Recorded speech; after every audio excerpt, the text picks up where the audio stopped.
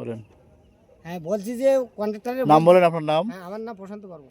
গ্রাম কোথায়, এটা কোন গ্রাম? দেবরাই। কি অসুবিধা হচ্ছে মাটি ফেলানোর কারণে? মাটি ফেলিনের কারণে আমরা চলাচল করতে পারছি না, আমাদের রাস্তা ক্লিয়ার করতে না। কন্ট্রাক্টর সাহেব, হ্যাঁ কন্ট্রাক্টর সাহেব, এটা আপনি কিভাবে করলে আপনার সুবিধা হয় আমরা আপনাদেরকে? বলছি যে ভিতরেতে মাটি নিয়ে সলক করে হুম। মাথা অর্ধেকটা করে ড্রেস করে চলে যান, আর অর্ধেকটা পরবর্তীতে বাড়ির স্তরেতে সলক করে মাথা এই করতে কত দূর পর্যন্ত গেছে, কয় কিলো? এই 1 কিলোমিটার। 1 কিলো। আপনাদের বর্ষার সময় তো খুব এখন কি অসুবিধা হচ্ছে এই আপনাদের? এখন আমরা বাজার ঘাট করতে করতে গাড়ি ঘোড়া চলছে না, এখানে এক থাম্বার মাটি যাচ্ছে, ওখানে এক থাম্বার মাটি যাচ্ছে, রাস্তা ক্লিয়ার। আসসালামু আলাইকুম। আমি একটু বলতে চাই, আমি চেয়ারম্যান মহোদয়কে বলেছেন আপনি? হ্যাঁ বলেছি। ও, আসসালামু আলাইকুম। আমি একজন দর্শনার্থী আর কি, আমি সাতক্ষীরা থেকে এসেছি।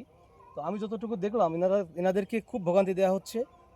কন্ট্রাক্টর অবশ্যই কোনো প্রি প্ল্যান বা কোনো উত্তম পরিকল্পনা ছাড়াই যে কাজটা করতেছেন, আসলে এই এলাকার লোকজন একদম জিম্মি হয়ে গেছে।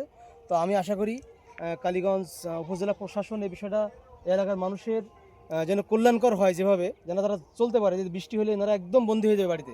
এই দেখেন মাটিগুলো যেভাবে ফেলেছে, এই দেখেন ওই বাইরে যাতায়াত করতে হচ্ছে।